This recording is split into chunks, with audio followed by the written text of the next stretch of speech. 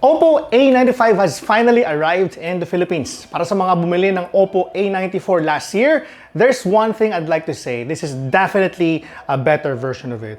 We're neither here to compare both smartphones nor review the OPPO A95, but rather give you my initial review or impressions. So sit back, relax, and enjoy this video before you buy the OPPO A95. Well, hello there. Alright, the OPPO A95, if ever you're thinking about getting the smartphone, you probably have a lot of questions in mind. OPPO highlights this phone as the smart performer in their lineup and offers value for money features for people on the go and active Filipino tech users. But is it fast enough for the games I play? How is its camera? Okay ba yung selfie? And a lot more. But before we get there, I am inviting you to subscribe to our channel and become part of our notification squad. So ano pang hinihintay niyo? Click nyo na yung button sa baba. Okay, let us talk first about the basic things you need to know about this device. Let's talk about design and hardware. The OPPO A95 is quite taller than its previous generation. It weighs 175 grams, mas malaki ng konti, and that's because of its 5,000 mAh battery. I like the fact that brands have started to sacrifice a bit on build and weight in favor of better battery life. The phone is among the A-series devices to have the OPPO Glow design. It is also good to know that the OPPO A95 is both dust-proof and waterproof with an IPX4 rating.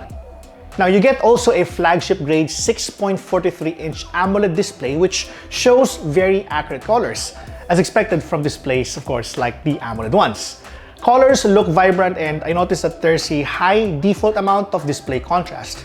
Depending on your experience, there is a way for you to change color tones. Brightness is a bit on the lower side at 430 to 800, which is lower than most smartphones right now.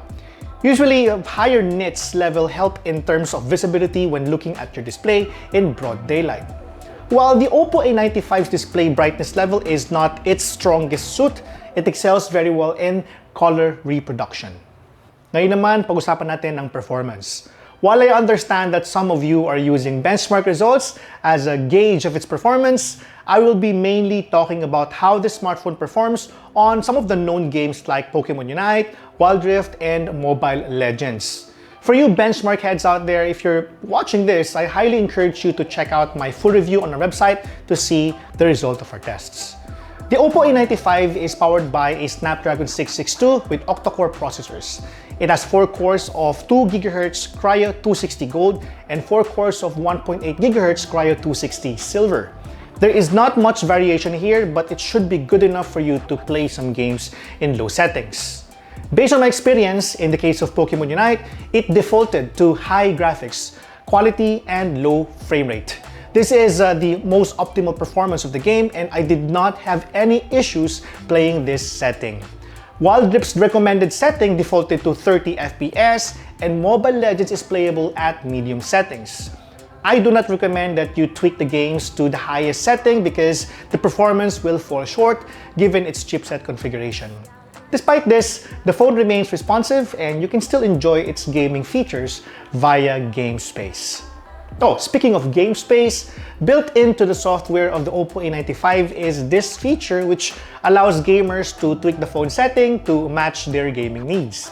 If you want a more responsive experience, turn on Pro Gamer Mode. It boosts CPU, GPU, and signal performance at the expense of battery juice. You may also pick low power mode or normal mode, which really has an effect on your game's performance. Ngayon, if you want to know about benchmark performance and how its chipset compares to higher tier devices, you can read my full review. Once posted, you'll see the link in the description below. Let's move on to the camera. The OPPO A95 has a good set of cameras. You get a 45 megapixel main camera with f1.7 aperture and PDAF. It's complemented with two 2 megapixel lenses with f2.4 aperture for macro and depth photography purposes. The selfie camera is 16 megapixels with f2.4 aperture. It's already wide, so if you want to take selfies with your besties, panalo tong phone na to. Based on my initial test, it looks like the camera is the phone's strongest suit.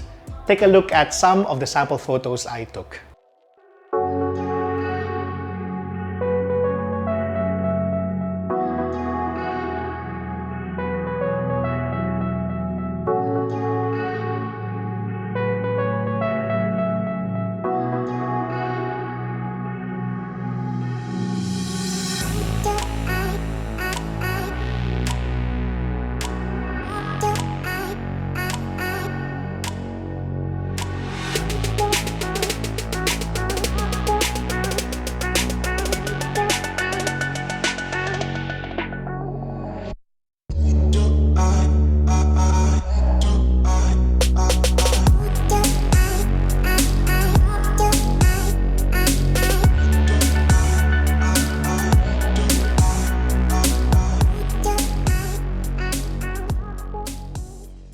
Now let's get to the battery side of things, which is another feature that this phone excels in.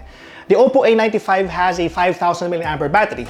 You'll be surprised to know that it managed to stay up and running for 15 hours and 6 minutes with 20% battery juice remaining in my PC Mark battery test. Kung meron man reason kung bakit bibilhin mo to, it would be because of this one. Now, while other smartphones with similar battery capacity have 15 to 20 watts, including chargers, the OPPO A95 comes with a 33 watts flash charge. You can basically fully charge this battery for a little over an hour. So for now, I think that's about everything I can tell you about the OPPO A95. Check out my full review on our website at Gadget Pilipinas. The OPPO A95 is now available for $15,999. It is available via OPPO brand stores nationwide, online stores, and both e-commerce platforms, Shopee, Lazada. To know more about OPPO A95, visit OPPO flagship store at Lazada and Shopee, the OPPO Philippines official website at oppo.com.ph, or its official Facebook page at OPPO Philippines. Also, as part of OPPO's Joyful promo, if you purchase any OPPO smartphone worth 9,500 and above at any OPPO brand store or retailer, you will get a chance to win an extra freebie. These include a 700 discount for IoT products, a pair of G25 earphones, or a 32 gig memory card. Anyway, if you want videos like this, a sub would greatly be appreciated. We would love to have you in our growing community. This has been Gian, and I'll catch you on the next video.